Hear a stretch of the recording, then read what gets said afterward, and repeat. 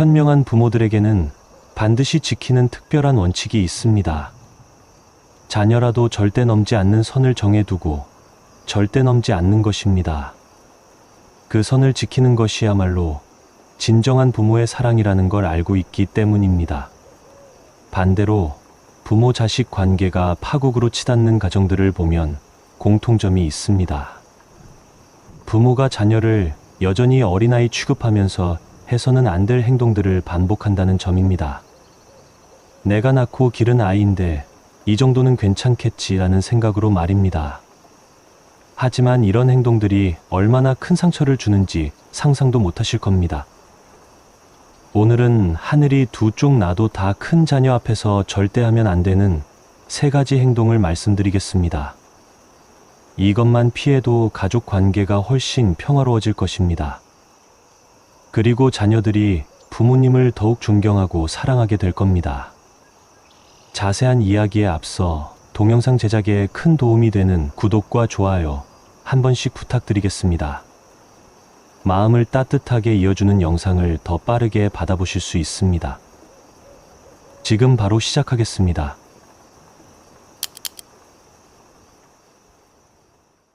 여러분, 먼저 실제 있었던 이야기부터 들려드리겠습니다. 62세 박영희 씨의 경험담입니다. 박영희 씨는 평생 자식들을 위해 희생하며 살아오신 분이었습니다. 큰아들이 결혼하고 손주까지 낳자 더없이 행복해하셨죠. 그런데 어느 날 큰아들 집에 놀러 갔을 때 일이었습니다. 손주가 울고 있는데 며느리가 달래지 못하고 있더군요. 그 모습을 보니 참을 수가 없었습니다. 아이고, 이렇게 하면 안 되지. 이리 줘봐. 그러면서 며느리 품에서 손주를 받아 안았습니다. 며느리는 그 순간 얼굴이 굳어졌습니다. 하지만 박영희 씨는 그걸 알아차리지 못했습니다. 손주를 능숙하게 달래면서 이렇게 말했죠. 봐라, 할머니가 안으니까 금방 조용해지지. 아직 애기 키우는 게 서툴러서 그래. 괜찮다. 괜찮아. 그때까지만 해도 박영희 씨는 자신이 며느리를 도와주고 있다고 생각했습니다. 손주를 잘 달래주고 며느리의 부족한 부분을 채워주고 있다고 믿었죠. 하지만 며느리의 마음은 전혀 달랐습니다. 그날 밤 아들로부터 전화가 왔습니다. 엄마, 앞으로는 아내가 아이를 돌볼 때 개입하지 말아주세요. 아내도 엄마가 되려고 노력하고 있어요. 기회를 주세요. 아들의 목소리는 조심스러웠지만 단호했습니다. 박영희 씨는 그 순간 머리가 하얘졌습니다.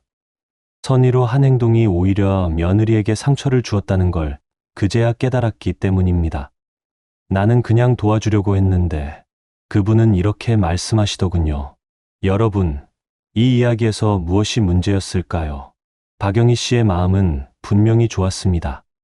손주를 사랑하고 며느리를 도우려는 마음이었죠. 하지만 방법이 잘못되었습니다. 첫 번째로 절대 하면 안 되는 행동이 바로 이것입니다. 자녀의 육아에 함부로 개입하기입니다. 아무리 경험이 많고 육아 솜씨가 뛰어나다 해도 자녀 부부가 아이를 돌보고 있을 때는 함부로 나서면 안 됩니다. 특히 며느리나 사위가 아이를 돌보고 있을 때는 더욱 조심해야 합니다. 그들도 부모가 되려고 애쓰고 있기 때문입니다. 내가 더 잘할 수 있는데 라는 생각이 들 수도 있습니다. 실제로 그럴 수도 있죠. 하지만 그 순간의 효율성보다 더 중요한 것이 있습니다. 바로 그들의 자존감과 부모로서의 성장입니다. 며느리 입장에서 생각해 보세요. 아이가 울고 있는데 시어머니가 나서서 이렇게 하면 안 되지라고 하면서 아이를 받아 안습니다. 그리고 할머니가 안으니까 조용해지네라고 말합니다. 이게 며느리에게는 어떻게 들릴까요? 너는 아직 부족해. 너보다 내가 낫다는 메시지로 들립니다. 아무리 좋은 의도였다 해도 말입니다. 그 순간 며느리는 자신이 무능한 엄마라는 생각에 상처받게 됩니다. 더 큰 문제는 이런 일이 반복되면서 며느리가 위축된다는 점입니다.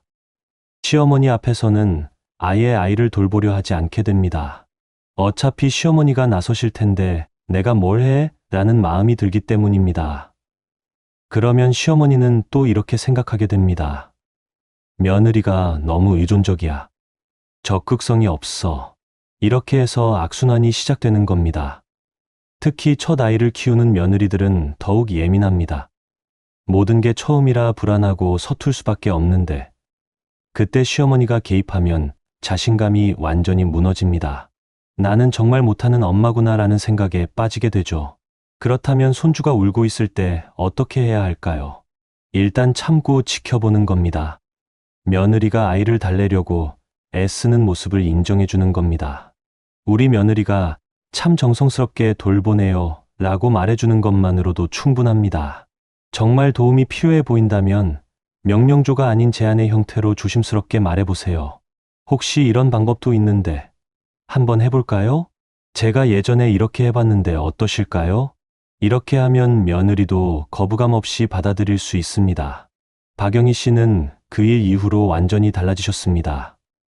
며느리가 아이를 돌볼 때는 절대 나서지 않기로 마음먹으셨거든요.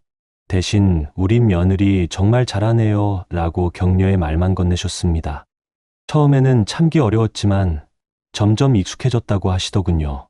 그러자 놀라운 변화가 일어났습니다.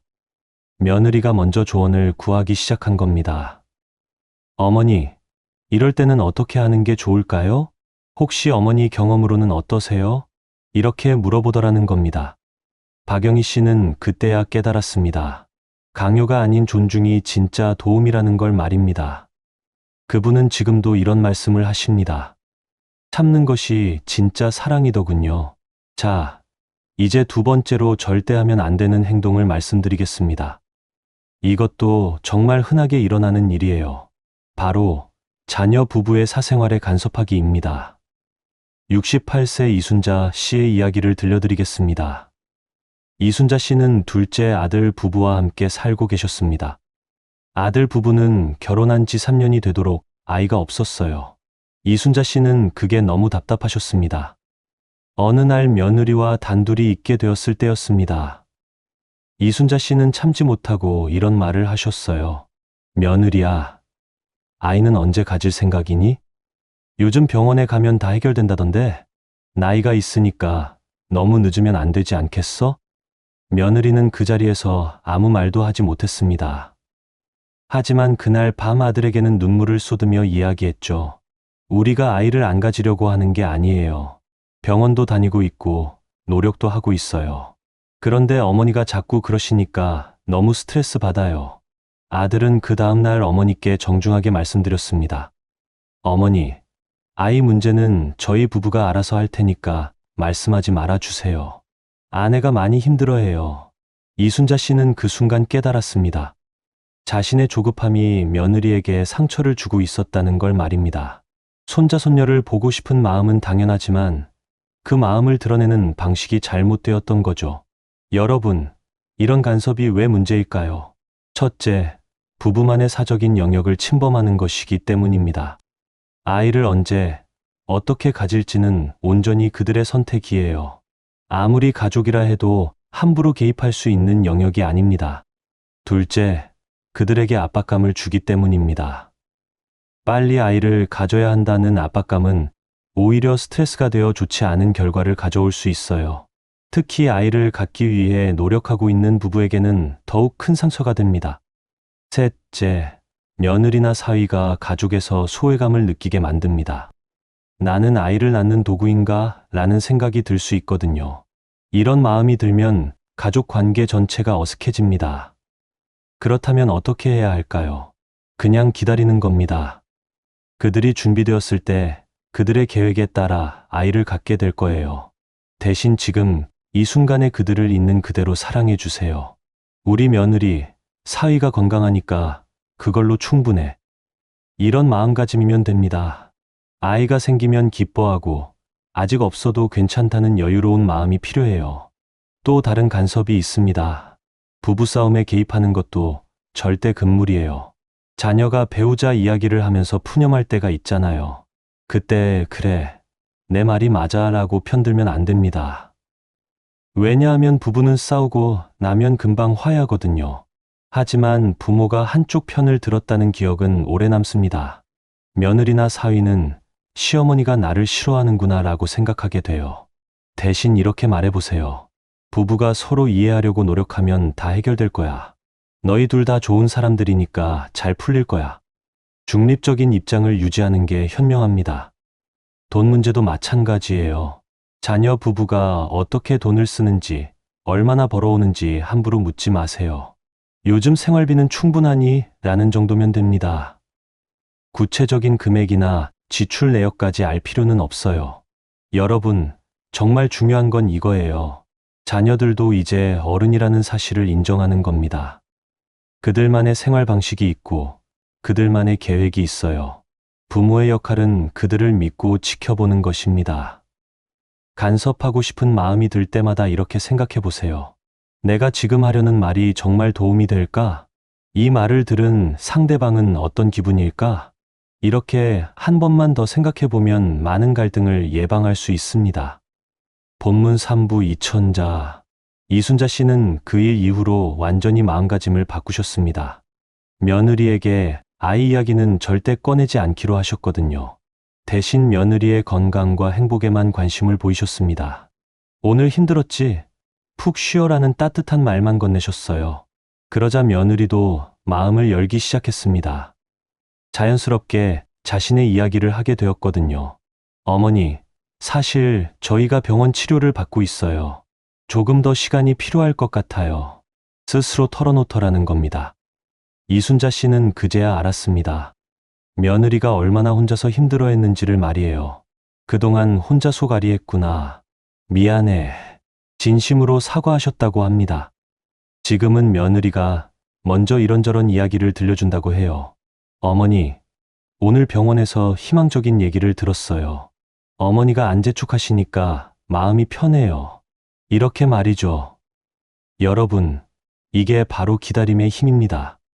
재촉하지 않고 기다려주니까 오히려 더 가까워진 거예요. 신뢰라는 것은 이렇게 만들어지는 겁니다. 자, 이제 세 번째이자 마지막으로 절대 하면 안 되는 행동을 말씀드리겠습니다. 이것은 정말 심각한 문제를 일으킬 수 있는 행동이에요. 바로 자녀 앞에서 배우자를 비난하거나 무시하기입니다. 71세 최미경 씨의 이야기입니다. 최미경 씨는 큰딸과 사위, 그리고 손녀와 함께 살고 계셨어요. 사위는 성격이 조용하고 내성적인 분이었습니다. 반면 최미경 씨는 활발하고 말이 많으신 분이셨죠. 처음에는 사위를 좋아하셨어요. 우리 딸을 잘 챙겨주고 착하다고 말씀하셨거든요. 하지만 함께 살다 보니 점점 불만이 생기기 시작했습니다. 사위가 집에 와서 말이 별로 없다는 게 첫 번째 불만이었어요. 인사도 대충 하고 방으로 들어가 버려. 가족들과 대화도 안 하려고 해. 이런 생각이 드셨다고 합니다. 그러던 어느 날 딸과 얘기하다가 이런 말을 하셨어요. 너희 신랑은 왜 그렇게 무뚝뚝하니? 집에 와서 인사도 제대로 안 하고 좀 더 밝게 지내면 안 되겠어? 딸은 그 순간 당황했습니다. 남편을 두고 하는 말이니까 기분이 좋을 리 없었죠. 하지만 어머니니까 대놓고 반박할 수도 없었어요. 엄마, 신랑이 원래 조용한 성격이에요. 이렇게 변명하는 게 고작이었습니다. 최미경 씨는 거기서 멈추지 않으셨어요. 점점 더 직접적으로 사위에 대한 불만을 표현하셨습니다. 돈도 별로 못 벌어오면서 말도 없어. 우리 딸이 너무 고생한다. 이런 말까지 하시게 되었어요. 딸은 그럴 때마다 괴로웠습니다. 어머니와 남편 사이에서 샌드위치가 된 기분이었거든요. 엄마는 왜 자꾸 신랑 험담을 하실까? 신랑도 나름 열심히 사는데. 이런 생각에 스트레스가 이만저만이 아니었어요. 더 큰 문제는 사위가 이런 분위기를 눈치채기 시작했다는 점입니다. 장모님이 자신을 좋지 않게 보고 있다는 걸 알게 된 거죠. 그러니까 더욱 위축되고 집에 있기 불편해졌습니다. 일찍 들어가도 뭔가 말이 많을 것 같고 이런 마음이 들었다고 해요. 결국 딸이 어머니께 솔직하게 말씀드렸습니다. 엄마, 제발 신랑 얘기는 그만해 주세요. 신랑도 눈치채고 있어요. 이러다가 가족 관계가 다 망가질 것 같아요. 최미경 씨는 그 순간 정신이 번쩍 들었습니다. 자신이 좋은 의도로 한 말들이 오히려 가족을 힘들게 하고 있었다는 걸 깨달으셨거든요. 내가 뭘 한 거지? 후회가 밀려왔다고 하시더군요. 여러분, 이런 행동이 왜 위험할까요? 첫째, 자녀를 정말 곤란한 상황에 빠뜨리기 때문입니다. 자녀는 부모와 배우자 사이에서 어떻게 해야 할지 모르게 돼요. 양쪽 다 소중한 사람인데 한쪽을 선택해야 하는 상황이 되는 거죠. 둘째, 며느리나 사위의 자존감에 상처를 주기 때문입니다. 아무리 조심스럽게 말한다 해도 뒤에서 자신에 대한 부정적인 이야기가 오간다는 걸 알면 기분이 좋을 리 없어요. 나는 이 집에서 환영받지 못하는구나 라는 생각이 들게 됩니다. 셋째, 가족 전체의 분위기를 어둡게 만들기 때문입니다. 한 사람에 대한 불만이 표출되면 다른 사람들도 덩달아 불편해져요. 특히 아이들이 있다면 더욱 좋지 않은 영향을 미칩니다. 그렇다면 정말 며느리나 사위에게 불만이 있을 때는 어떻게 해야 할까요? 먼저 그 불만이 정당한지 생각해 보세요. 혹시 내 기준에서만 판단하고 있는 건 아닌지 돌아보는 겁니다. 예를 들어, 인사를 대충 한다는 불만이 있다면 혹시 그 사람의 성격이나 표현 방식을 이해하지 못하고 있는 건 아닌지 생각해 보세요. 모든 사람이 똑같은 방식으로 애정을 표현하는 건 아니거든요. 정말 문제가 있다고 생각된다면 직접 말하지 말고 자녀를 통해 조심스럽게 전달하세요. 그것도 비난의 형태가 아니라 제안의 형태로 말이에요. 혹시 가족들과 조금 더 대화하면 어떨까? 이런 식으로 부드럽게 말하는 겁니다. 최미경 씨는 그 일 이후로 사위를 보는 눈을 완전히 바꾸셨습니다. 사위의 장점을 찾으려고 노력하기 시작하셨거든요. 말은 없어도 우리 딸한테 정말 잘해준다. 집안일도 조용히 도와주고 있었네. 이런 것들이 눈에 들어오기 시작했어요. 그리고 사위에게 직접 이런 말씀을 하셨습니다. 사위야, 그동안 미안했다. 내가 몰라봤네. 내가 우리 딸한테 얼마나 잘해주는지 이제야 알겠다. 진심 어린 사과였죠. 사위는 깜짝 놀랐지만 정말 기뻐했습니다.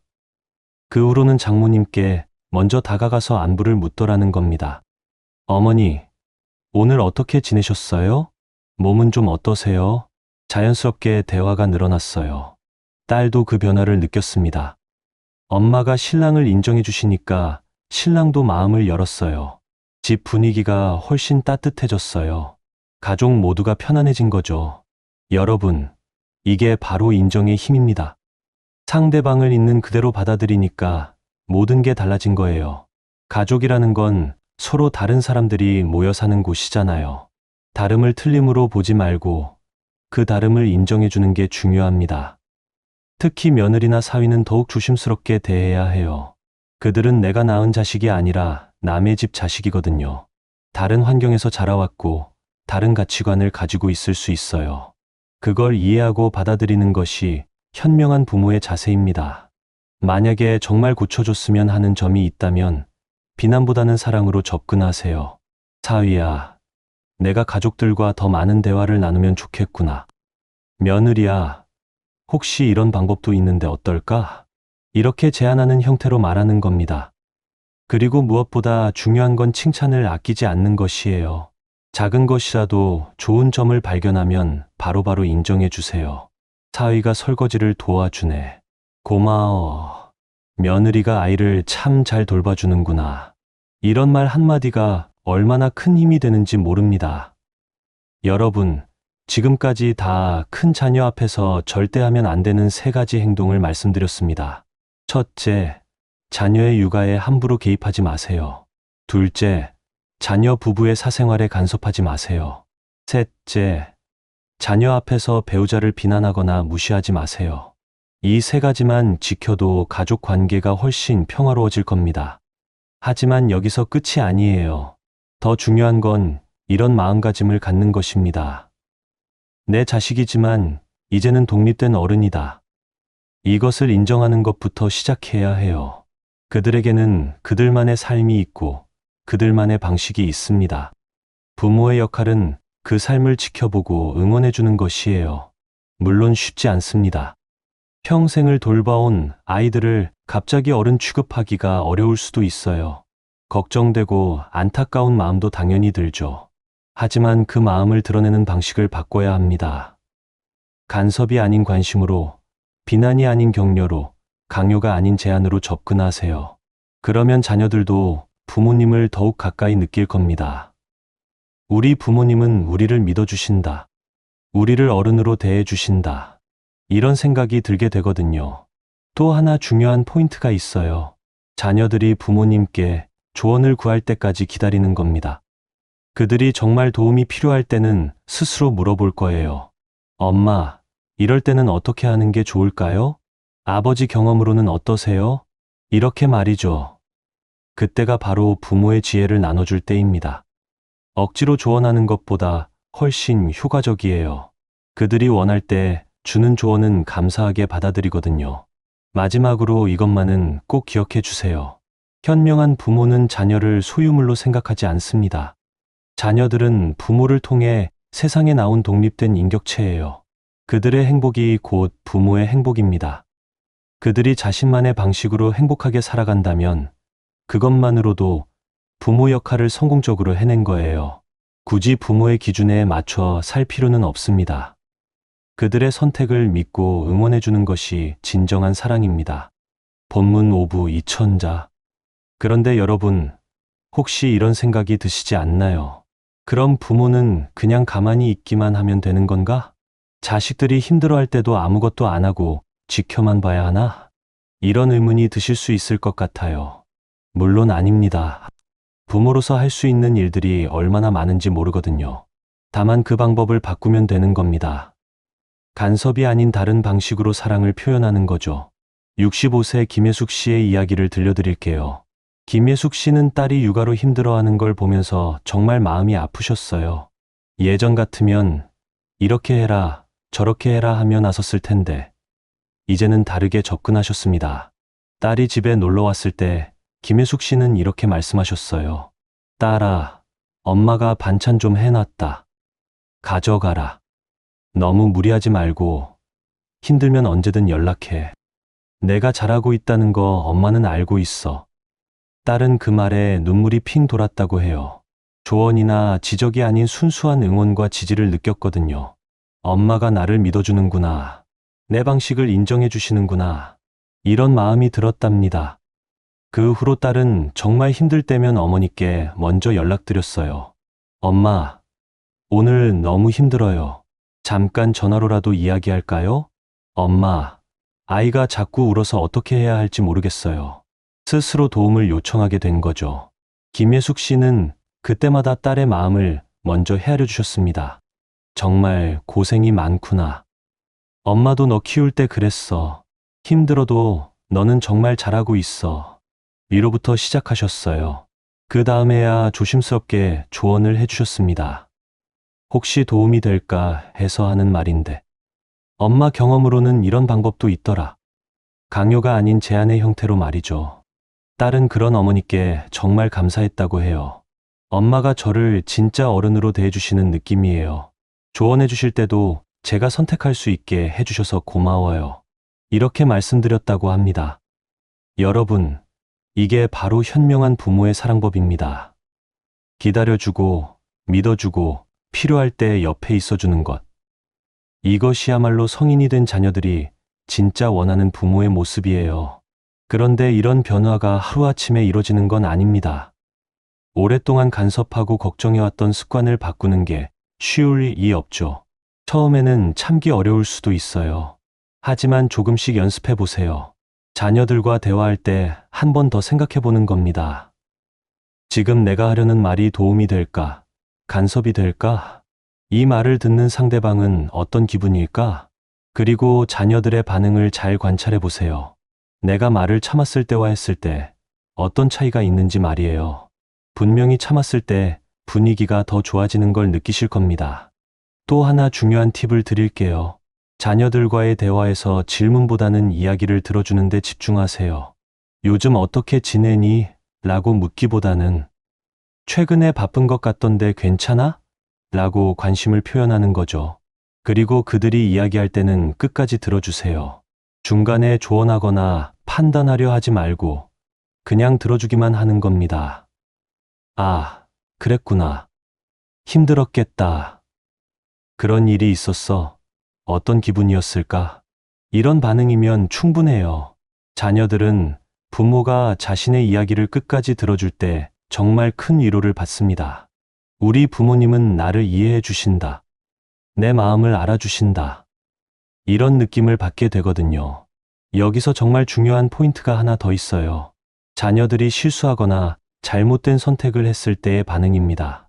그럴 때일수록 더욱 조심스럽게 접근해야 해요. 그래서 내가 그러지 말라고 했잖아. 이런 말은 절대 금물입니다. 이미 일어난 일에 대해 내가 옳았다고 주장하는 건 아무 도움이 안 돼요. 오히려 자녀들을 더욱 위축시킬 뿐입니다. 대신 이렇게 말해보세요. 힘든 일을 겪었구나. 괜찮아? 지금 어떤 기분인지 말해볼래? 일단 그들의 마음부터 헤아려주는 겁니다. 그 다음에 필요하다면 조심스럽게 조언을 해주세요. 앞으로는 어떻게 하면 좋을까? 엄마 아빠가 도울 수 있는 게 있을까? 이런 식으로 미래지향적으로 접근하는 거죠. 이런 반응을 받은 자녀들은 더욱 솔직해집니다. 부모가 비난하지 않고 이해해주니까 마음을 열게 되는 거예요. 그러면 자연스럽게 부모-자녀 관계가 더욱 가까워집니다. 여러분, 기억하세요. 부모의 역할은 자녀를 완벽하게 만드는 게 아니에요. 그들이 스스로 일어설 수 있도록 옆에서 응원해주는 것입니다. 넘어져도 괜찮다고, 다시 시작하면 된다고 말해주는 것이죠. 여러분, 오늘 이야기를 정리해 보겠습니다. 하늘이 두 쪽, 나도 다 큰 자녀 앞에서 절대 하면 안 되는 3가지 행동. 첫째, 자녀의 육아에 함부로 개입하지 마세요. 둘째, 자녀 부부의 사생활에 간섭하지 마세요. 셋째, 자녀 앞에서 배우자를 비난하거나 무시하지 마세요. 이 3가지를 지키는 것만으로도 가족 관계가 완전히 달라질 겁니다.